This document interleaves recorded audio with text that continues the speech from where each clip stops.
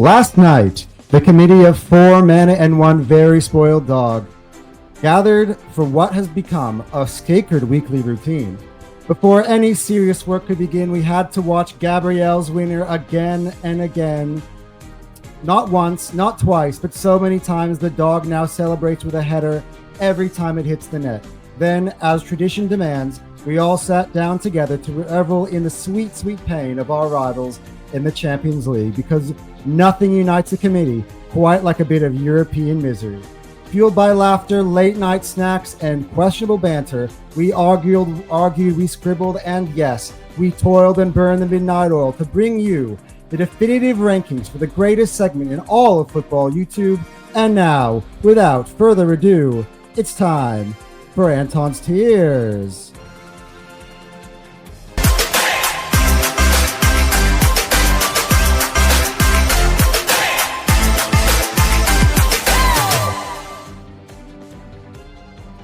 Hello everybody, and it is now that time of the week. It is Anton's Tiers here on Hotsport. Welcome all in, and I've got myself a very, very special guest. For all you guys who don't know, this is my podcast partner on our other channel, on our podcast, Arsenal Only podcast, Fire Them Cannons. He has his own channel, by the way, Cal Gunner TV. Man, this is an upcoming star. How does it go, my friend? Pretty good. You know, after a couple wins, you know, it just feels good. You just feel absolutely amazing. I rewatched our last game, Arsenal versus Olympiacos, and well, yeah, still feeling good about it. Still feeling great about it. So yeah, it's just been a good week. Good week this week. A good week, and you're gonna like these tiers, my friend. You're gonna like what I have to spit out here. And we're speaking of Olympiacos, bottom tier, lost in the woods. That's because Marinakis, who owns Olympiacos, is also the owner of Nottingham Forest, and I put this together because both, you know, Wolves are in the woods, Forests, get it? These are the teams that at the moment who are at the bottom of the tiers. And look, Nottingham Forest, let's just say it, and I'm going to talk about it in my other show later on today. Since Anton Postecoglou has taken over Nottingham Forest, they have been a mess. They have been what Tottenham were last year, in fact worse, because the talent is just not there. They lost as well in the midweek in the Europa League. And was it the Europa League or the Conference League? The Europa League. Are they knocked out? Or are they still group stages for the Europa League? They are in this first game of the Europa League. Okay. Yeah. And yeah, look, things don't get any easier for Nottingham Forest this week. They're going to take on Newcastle, a Newcastle team that I think are under pressure. So last week out, Forest lost to Sunderland at home, and I don't even know if they've managed a draw. I think they've managed one draw in Ange's tenure so far, and the rest of them have all been losses. So for a team that was clearly in Europe now, so they were in the top 7 a year ago, they find themselves at the bottom of the tiers. And Wolves, I gotta say, you know, special mention, they did fight. They got themselves a draw at home against Spurs last weekend, but they still that's the first point of the entire season. Now we're 6 games in, only 1 point. So yeah, they got off, you know, the schneid in terms of being pointless, but yeah, they still haven't done enough to remove themselves from the bottom part of the tier. Next up, verdict in progress. Now, I could have easily renamed this tier like Claret and Blues, because like Villa, Burnley, West Ham, they got the same name and they're all blue at the moment. Yeah, that'd be cool actually, Claret and Blues. Leeds were in here, it spoiled that. So now I can save that one in my pocket. Come on, Leeds, go and win this week against Spurs so I can leave these 3 bums together in the same tier next week. And of course, we all know West Ham will still be there. Of course, Aston Villa. So, look, I gotta say, and now you mentioned Aston Villa, congratulations to them, because finally Unai Emery's team decided to start firing. Not enough for me to remove them off of the tiers, because it was at home against Fulham, and I said that's a game they should be winning, and so it's not a fixture strong enough to kind of bump them up the tiers. It's their first win of the season, so a team that was goalless 2 weeks ago now is 4. But yeah, look, I think they're actually a team that I think is going to move themselves up these tiers as we move on. As much as I was making, shed quality making jokes. Players.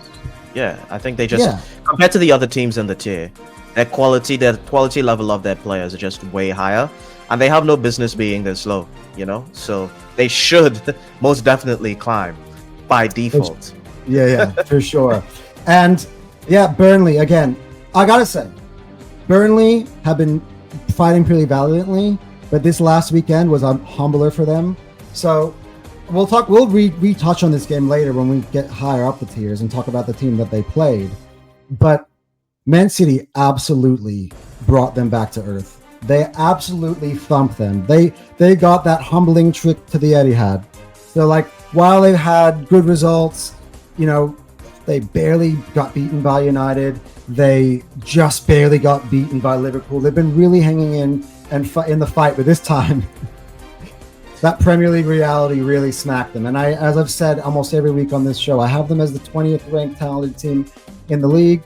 So they've dropped down to this part of the tiers mainly because they're starting to show where they really belong in Are they going to be like Luton, whereas Luton they fought so very hard for their season when they got promoted, but it just wasn't good enough, just because of the sheer quality of the Prem. They could be experiencing the same thing. So it could be a tragic story, but it could be. I think there's only one destination for Burnley this year. I hate to ruin it on match day 7, but I think they're a team that's probably going to be back in the championship next year. But Ange Postecoglou might have a lot to say in that. So let's see if he maybe just keep them up in the Premier League. West Ham. Let's talk about West Ham because they have been really, really poor this season, and I think, as me and Cal alluded to on our show on Fire Them Cans, we think it's not going to get any better this weekend. But shout out to their performance in the second half against Everton. They were 1-0 down. They were really about to be in the bottom tier. They would be in the bottom tier had it not been for Jared Bowen, who pulled them out of the dirt once more to get themselves actually I think a very valuable point away at Everton, but still not good enough to kind of move them up the tiers. And then Leeds have been just, I think, very inconsistent. I think there are games where they've been really, really good. And by the way, drawing with Bournemouth, and by the way, they were in position to actually get a win if it wasn't for that, late equalizer.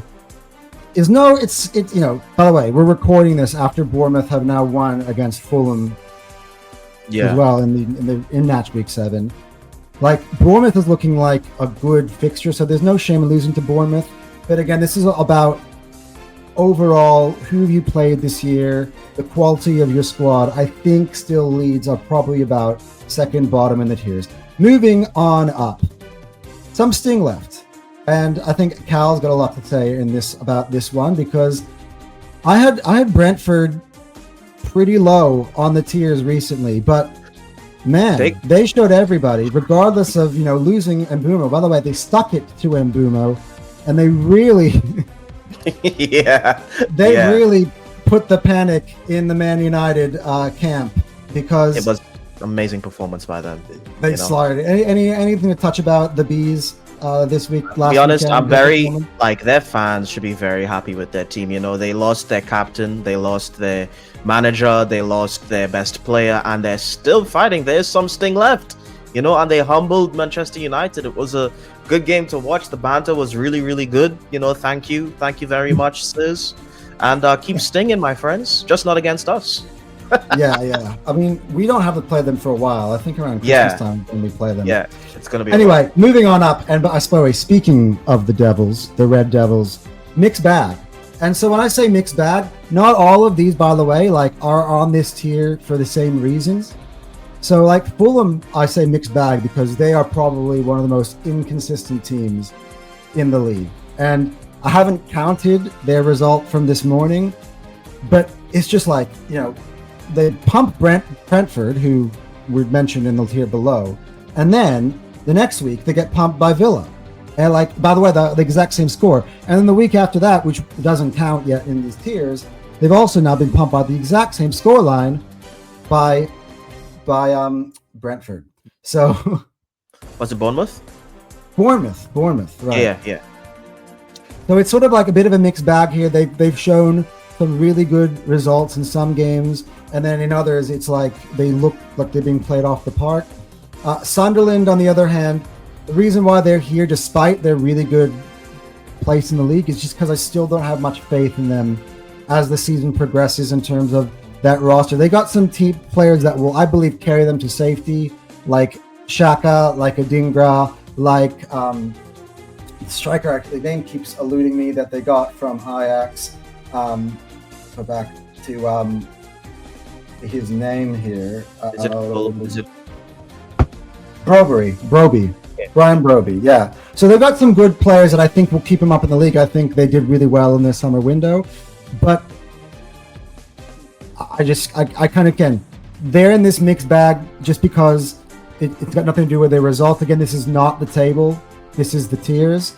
So while their results are good, it's moving them, but this is what, the 6th tier, which is 6 out of 10 is not bad for a team like Sunderland that keeps them out of relegation, but it's probably below their standard just because of the quality of where I think they'll end up at the end of the season. All right, now these two teams are here for completely different reasons. Yeah. I'm going to start with Newcastle because, man, the fans that me and Cal know that talk about Newcastle speak as if like, oh, their season is totally okay. I know. Look, losing to Arsenal is no shame. There's no shame in losing to Arsenal, especially the way they did. But let's take a look at their season as a whole. And they've used the whole Isak excuse, we had no striker. Through 6 games, they are on 6 points. You know what that averages out to be? 1 point per game. That means if they continue at this rate, they'll be on 38 points by the end of the season. So it's wake up time. Like they've got 1 win, they got so many draws, they've got 2 defeats now in the season. It's time for them to win. They've got Ange Postecoglou this weekend. Like they have to win that game. That's a must win. You have to be slapped Postecoglou. Yeah, if they don't win that game, I'm sorry, but Newcastle fans cannot start sitting there, oh, we can finish top 4 or 5 and start talking about Chelsea or Tottenham, because Chelsea and Tottenham, despite having some bad results themselves this season, are going to be there or thereabouts, as much as we banter them. Newcastle have a lot more of an uphill battle to climb if they start off the season with 6 points or 7 points, let's say. They get a draw against Forest, and they're maintaining that sort of form. It's going to be harder for them to crack Europe. It will be. Let's just be honest. And Man United, again, a lot of people will look on this and be like, well, they lost to Brentford. Why are Man United even ahead of them? Like, Brentford slapped Man United last week. What are you doing? Look, as bad as Man United are, I still think that at the end of the day, they are Man United. And their talent, like, I still think they're going to have wins throughout the season. Like, it's bad at this point. Depends what as well happens throughout the year, what sort of action is being taken. But at this point, overall, through the seasons, through the talent, I still can't, like, Brentford's talent is still nowhere near Man United. Like, that result for me was a great Brentford performance in a singular week. And also just Man United are really in a bad place right now. But I still wouldn't say that Brentford are ahead of Man United overall in the tiers. What say you, Cal? I know you got a lot to say about that. I mean, to be honest, on an individual... Would you correct my tiers? I would, to be honest, I would... Okay, if we're talking about where they will finish at the end of the season, yes, I do think Manchester United will finish above Brentford. But in terms of what the fans and the club kind of want to achieve, they're almost close to the bottom in terms of their season, because they've been very disappointing after spending a lot of money, and they keep losing games they shouldn't be losing. The fans are in disarray. It's a whole big mess at Manchester United, and I think the difference between Manchester United and even though they're kind of pretty close in the table, Manchester United and Newcastle, is that I feel like Newcastle's probably on the ascendancy, where if Newcastle continue to play like they've been playing, they will get results. Where I don't know what's going to happen if Manchester United keep playing the way they play. I think Newcastle have been a bit more unlucky than Manchester United. I think Manchester United actually deserve a lot of their defeats, you know. So yeah, it's like mixed bag. I don't dislike that, where to put that, just because of the sheer quality and some of the, you know, performances that we've seen from them. But yeah, if they don't put together a couple of results, they should be falling. They should be falling in this stage. They should be falling. And look, Yeah. the statement came out this morning from the club saying that they have now backed Amorim as long as he can turn the results around. So they basically said, dude, turn the ship around or you're gone. So it's sort of like a mixed statement. Like, some of these clubs are very clever with how they do this. So they go like, we've got ourselves behind the manager for now. Yep. But they've now given him reason, purpose for if he were to get sacked, this is why. Because here's your warning. That's sort of the way I kind of read that David Ornstein report. How about you? I didn't read the report, but from what you're telling me, they're setting some precedent. So if he does get sacked, the fan base isn't really. It's not going to be up in an uproar. They're not blindsiding him. He's kind of gotten enough money and time, in my opinion, to start getting better results. I'm not saying he should be winning the league. No one's saying that, but you know, for the quality that he has and that he wanted for himself in terms of the profiles that he wanted in the summer, he should be doing better with what he has. I mean, let's be honest about this weekend before we move on to the next tier. Man United play Sunderland. Now, Sunderland are a newly promoted team. They've played better than Man United.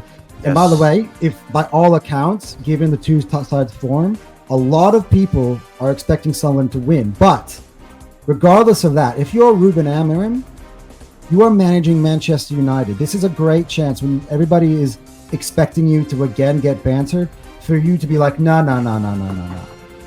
You're an team coming from the Championship. We're Manchester United. Let's put you in your place. That's what he needs to be doing. And it will settle at least the fan base, at least for this weekend. And it'll kind of ease the pressure a little bit. Because at going the moment, into the international break as well. Correct, He needs a little bit of something. So this is going to be a huge game. Unfortunately, we won't be watching that because they'll be on at the same time as us. But yeah, Man United are a little bit on watch because they lose to Sunderland. They're dropping down the tiers for me. Like, I've been trying to keep, like, look, this is the 6th tier. Like, this is pretty fucking low. Now they're moving into like Brentford, Villa, like Burnley, Leeds, like they're dire straits. Like dire straits when you get down that low, man. Next up, just about average. And now look, Everton, I think overall have had a good start to the season. They've had some pretty good results overall. I thought they started out really strongly. I think they even gave them a pretty good account of themselves away at Anfield. But look, they had to beat West Ham at where West Ham were, and I felt like in that second half they kind of just took their foot off the gas a little bit. They really gave West Ham I thought West Ham were much better than them in the second half. So again, they're going to have a match this week against Crystal Palace at home. That's not going to be an easy one. So they're just about clinging on to the middle of the table, but they're starting to end up kind of like the way they were a year ago. So like they're putting a slow start. But again, I can't put them below some of the teams at the moment now because their results have been better than them overall throughout the season. Yeah, I think Everton are probably just right here, tier 5, bang in the middle, I'd say. Anyway, I don't think Cal has much to say about Everton. Oh, no. Let's move on. Cal's going to say a lot to say about this one, and he's going to love what I named this tier, which is the Blue 10-man groups. Anybody guys watch, listen to music? There used to be a band called the Blue Man Group. So at the moment, the Blues are missing a man almost every week. That's just 3 straight games. I'm not even counting the Premier League games as well. In the Champions League, they got sent down to 10 men. Now, it was in injury time, let's be honest. But they're making a habit of being sent down to 10 men and absolute, I'm going to be cooking Chelsea a lot today, like over and over and over and over again. So this is going to be fun. Cal's going to enjoy the next hour or so as we record. But look, let's be honest. Man United away, they got sent down to 10 men early. They really offered nothing in that game until they really got an equalizer. And last week was even worse. Last week they were cruising to a 1-0 win. then Chalobah just recklessly gets sent off, and then all of a sudden the wheels fall completely off. By the way, you notice a team that have yet been named in the tier, so I'm kind of doing to Chelsea what I wasn't willing to do with United, which is a bit hypocritical. But like, by the way, you'll see why I've done that. Like when I talk about the team that beat Chelsea. But man, for all of the hype, the world champion hype, and we're going to be finishing above Arsenal, and we should. Some of them thinking they can win the title. At the moment, they look like an absolute mess, and they have nobody at centre back. And guess who come into Stamford Bridge this weekend? The defending champion. So things do not get any easier for Chelsea. Cal, your favorite topic? Have at it. Well, Chelsea's kind of, they're disappointing their own selves. I think winning the Conference League and the Club World Cup really kind of inflated the fan base a little bit, and I think they're probably showing their level. I think their lack of discipline is why they always go down to 10 men. I think the fact that it's always on their defenders or goalkeepers, I think it's not surprising that their lowest quality players are the ones getting sent off. It's because of their positioning, and it's because of their mental. They don't have the talent to recover in time, and they just don't have the skills to stop one-on-ones, and they don't have the correct decision making. And Chelsea's defense is their weakest link, and it's letting them down this season, and it's going to continue letting them down. It should have been something they addressed in the summer. They didn't address it in the summer, and they're really going to suffer because of it. And they should be blue, as your tier says, because they were, some people were saying they were fourth favorites to win the league. They're going to be in a title race maybe up until January or Feb. But it doesn't look like they're going to be in a title race at all if this continues. And I can't see them, with the way they're playing, being anywhere near the top. I think Chelsea might end up finishing 10 to 15 points below the winners this season, which is quite disappointing for where they are in their process. And this game coming up this weekend is going to be a very, very big game. And I don't think, to be honest with you, based on the ownership, I actually don't think this is a must-win for Chelsea's ownership or manager. It feels like more of a must-win for the fans, because I don't think their owners have that ambition, and that's just how I feel at the moment. So yeah, much deserved. They're better than the rest because of their sheer quality. Obviously, Chelsea spent a lot of money, and their players are actually quite good compared to the rest of the league. But to be honest, that's probably the reason why they're up so far up the way they are. Yeah, well, it's not like really far up, but I think I'm just being a little bit fair to them, just overall. Yeah, but I think it's a fair position. Their form of the season, like again, I think there's a difference between a Manchester United and a Chelsea. There's a lot more of an upside here for Chelsea. Yep. They also got a lot of players are missing just because they've been sent off over and over and over again. I mean, João Pedro is not going to count for this weekend. He'll be able to play because that was a Champions League one. But missing your starting goalkeeper again. This is gonna be the second week in a row because there's a 3-match ban. They're gonna be missing now Trevor Chalobah, who's been their best center back throughout the season. Again, they have no center backs. I think it was Cole Palmer's also not going to be there. No Cole Palmer.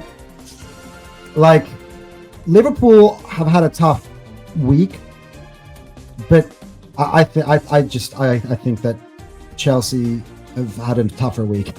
They've had a tougher season. I think that season overall just has been underwhelming. Not disastrous, but it can get like that if they continue to lose games. So we'll see. Yep. Next up on the tiers, punching above. Now, punching above is ever seen a guy? He's I'll say a really short guy, and all of a sudden he's dating this super hot, tall blonde model, and you're like, wow, you're punching above your weight, literally. And that's how I feel about Bournemouth and Brighton. Now, here's the reason why Brighton are above Chelsea. Not only have they beaten Chelsea head-to-head now in the Premier League on Chelsea's patch, look at the results they've had this season. They have now beaten Man City. They have beaten Spurs, drew with Spurs. They have gotten, what was the other results they had in there? They've had some pretty good results as well. Chelsea, right? Chelsea, Spurs, Man City. Look at the results they're getting. It's not just. This is kind of like Arsenal light in terms of the results they're getting versus the schedule they've played. Yep. And I think they merit being here. They kind of gone under the radar this season, but they've got some really good results here, Brighton. And I think deservedly they're ahead of Chelsea in the tiers. Yep. I think they should be very, very happy with their results so far. And you're actually right, they have gone under the radar. Even as, you know, underdogs, we talk more about Bournemouth and Crystal Palace in terms of punching above their weight this season. But Brighton, no one's talking about Brighton. So yeah. And speaking of Bournemouth are also very much punching above their weight. And by the way, spoiler alert, they won 3-1 this morning. So this is not even like fair to Bournemouth at this point. Yeah. I feel like there's a chance for there to be a bit of a flip-flop in this thing, and maybe even higher up the tier, because I am very, very impressed with them. I am very impressed with them so far. Semenyo looks like a man.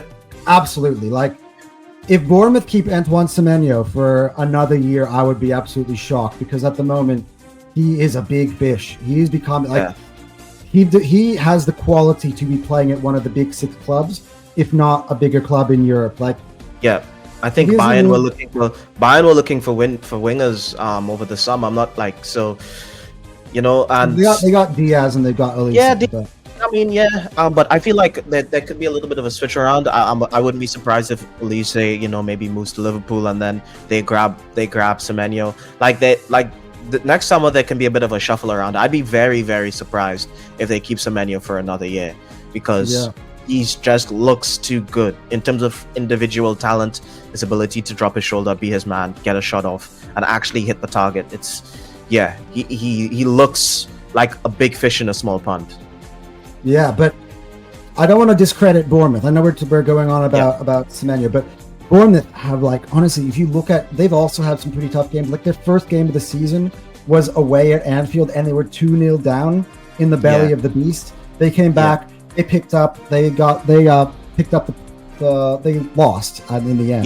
They were on the way to picking up a point. They didn't pick up a point. On top of my head, like, at the moment, their other results are just kind of eluding me. But I'm going to pull them up, because they've had. Let me go Bournemouth quick. Yeah, because some of the results have been very impressive. So again, they got a draw against Newcastle. They beaten Brighton, who are on the same tier as well this season. They beat Spurs away from home. That's another one I forgot. So they at the moment, by the way, are above Arsenal in the table for now. That's an indication of how good this season has gone so far for Bournemouth. I've been saying that they are this. Yeah, no. Well, obviously it won't remain, because I think Arsenal are going to win, but they are literally, I think, this year's Forest. And I heard it in our group chat earlier today that people are starting to say that. I've been kind of saying it really since the start of the year. I'm very impressed with them. I think they're really well coached. I think Areola is a really, really good coach. Like, and it shows. It shows if you look at kind of the players that they have in the team and how they perform really beyond their capabilities. It's a big, big statement, I think, for Areola in terms of if he wants to get himself a move elsewhere as a manager. But I think right now this has been a good job for him. If he's playing in Europe next year with this team, let's see. By the way, speaking of teams that are really well coached, both of these teams are really well coached. The chasing flock, and now, you know, they usually say the chasing pack, but both, you know, Crystal Palace and Tottenham have birds on their logo. So that's actually changed it to flock. Crystal Palace have gone 18 games unbeaten, people. I was looking at that stat. Yeah, that's mad. I cannot believe that. And by the way, last weekend, they did nothing else but knock off the champions. Late winner from our boy Eddie Nketiah. Thank you very much to him. And again, they also got a win in Europe in the middle of the week as well. So, and it wasn't a smash and grab, guys. It wasn't a smash and grab against Liverpool. They were played off the park. So to go to Anfield, they've also beaten Liverpool earlier in the Community Shield this year too. Yeah. And what's more impressive? Yes.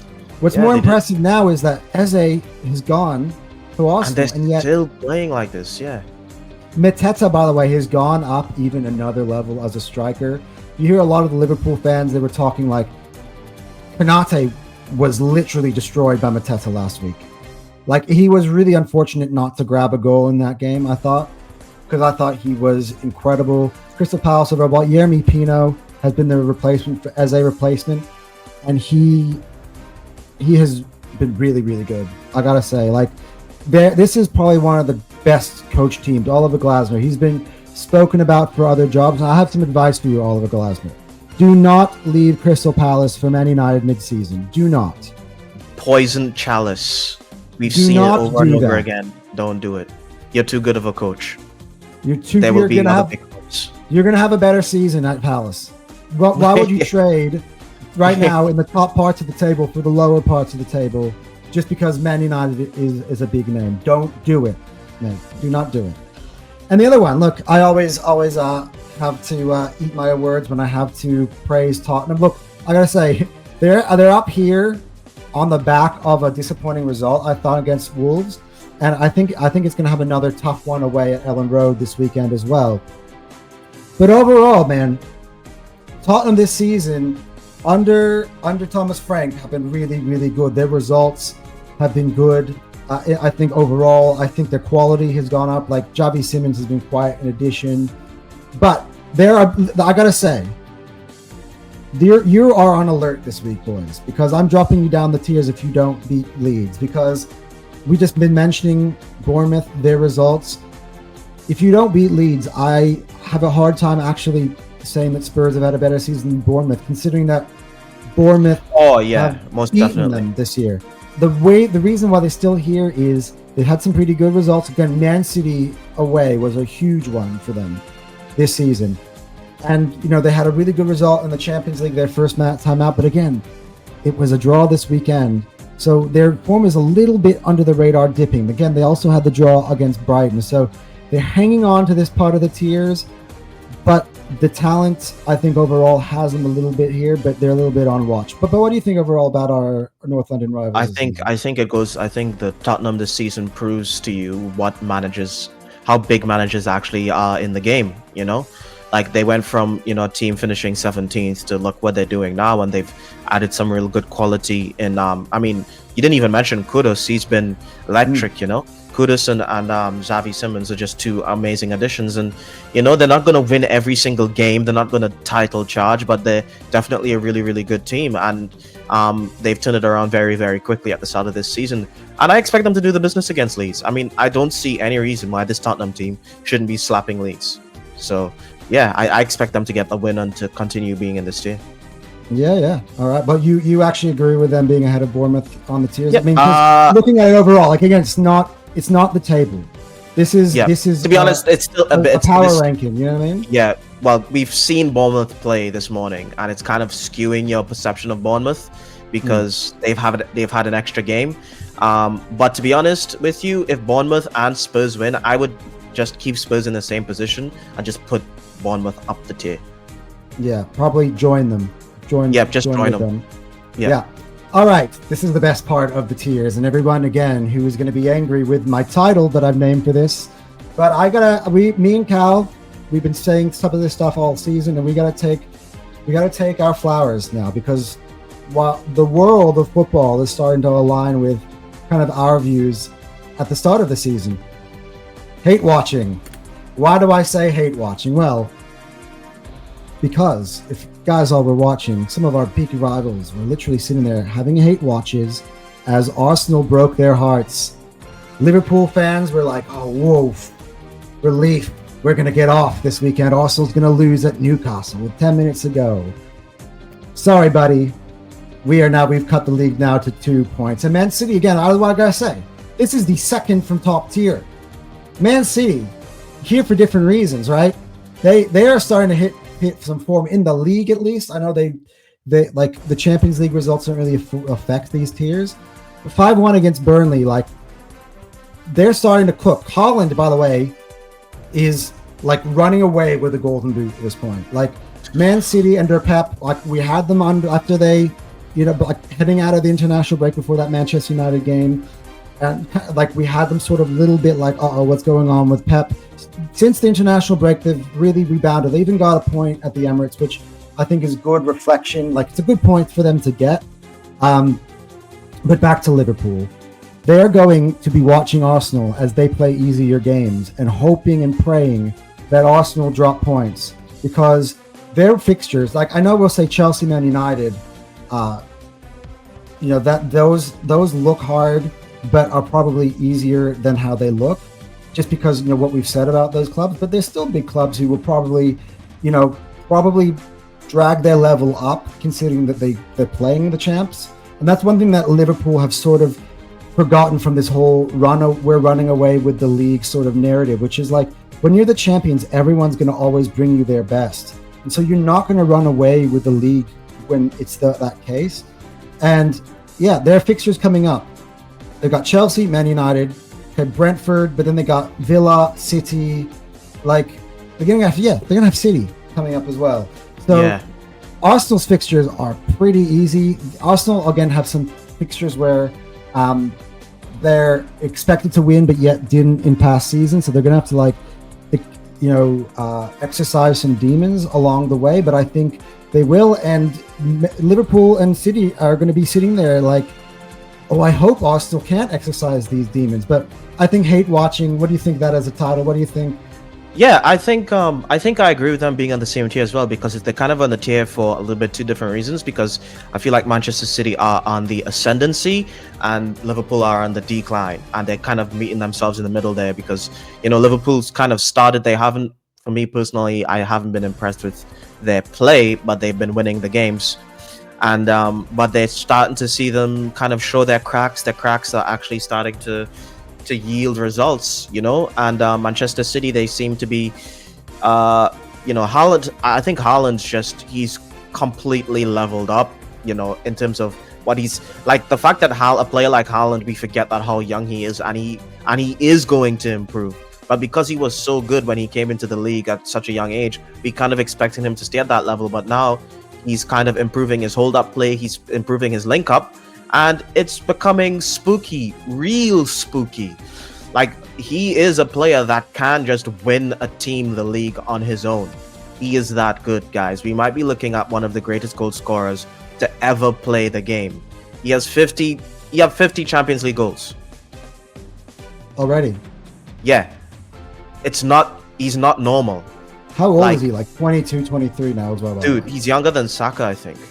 Like, he's not normal.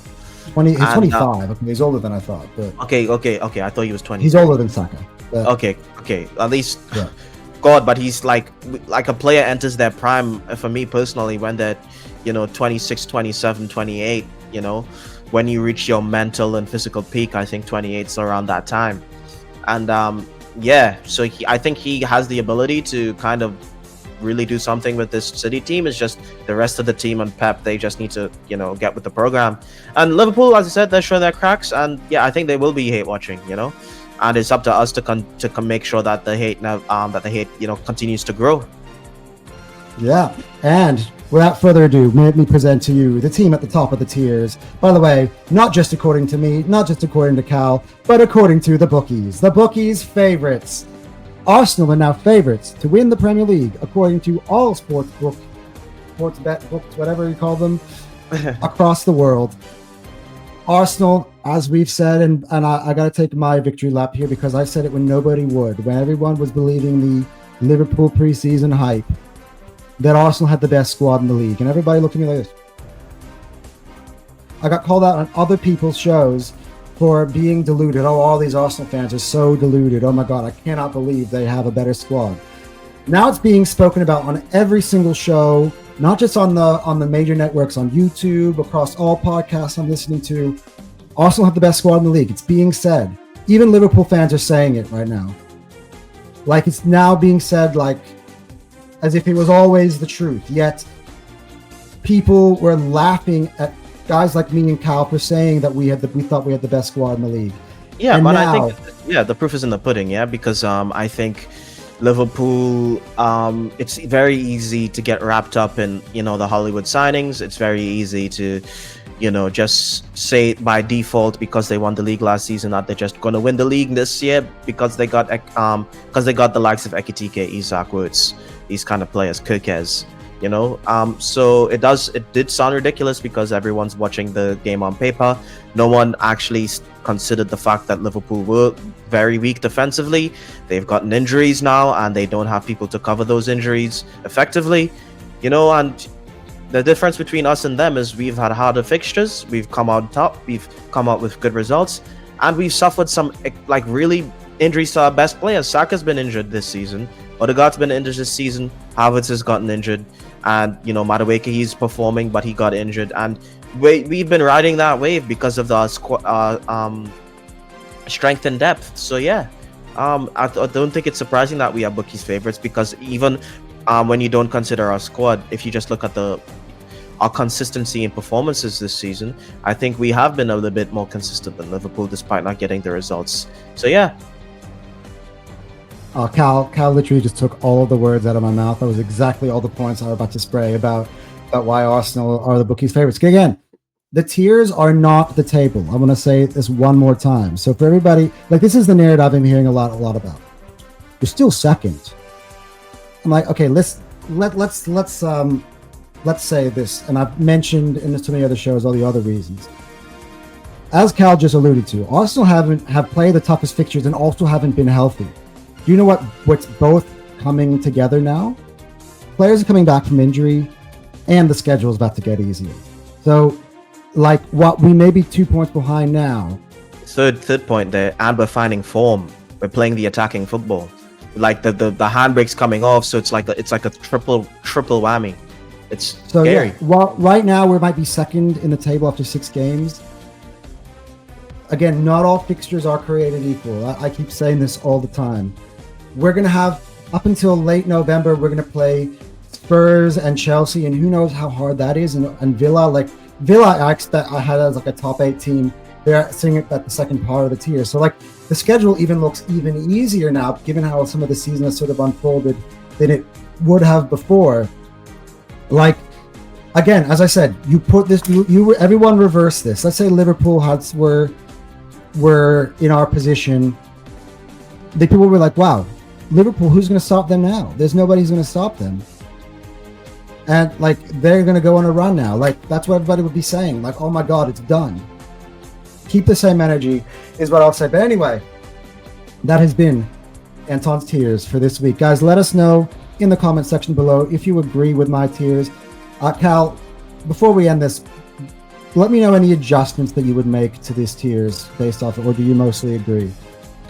I would put I would probably have dropped United 1 tier down, just because of their expectations and the panic in the fan base. And I think everything else I pretty much agree with. Yeah. There you go. That's the beauty of these tiers, by the way, because I've had like tiers in the past that kind of been like this, and everyone looks like. Actually, I would have actually dropped West Ham down as well. I think their season's been very, very bad. Based on the prestige West Ham before Jared Bowen scored, right? We were both on a podcast doing this therapy. At that time, West Ham were in the bottom tier. Like, I kind of adjust my tiers as the game goes on.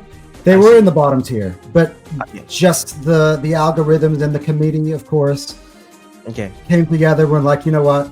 We just think. By the way, I should mention other parts to this. Just justification behind that.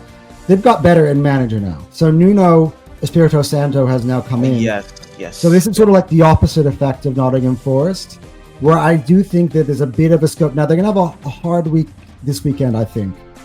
But after that, I think that Nuno is going to be a stabilizer for them. I think they're going to move a little bit higher up these tiers. I think they're too talented of a team, really, because you think about some of the players. They got Bowen, they got Paquetá, they got Fulkrug.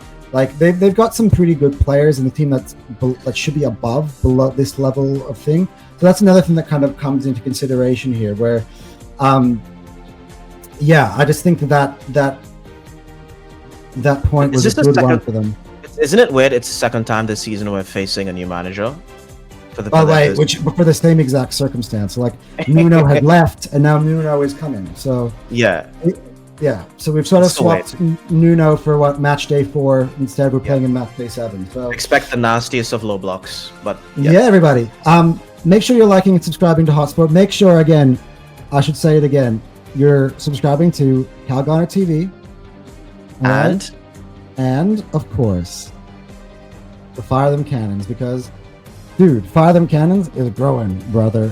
Fire them cannons has been, like last week's show, we had Newcastle on, we had the Thunderdome, and then a couple days ago, we also had, I think we had a really fun podcast talking about what has gone on this week. I think it's been a really fun week.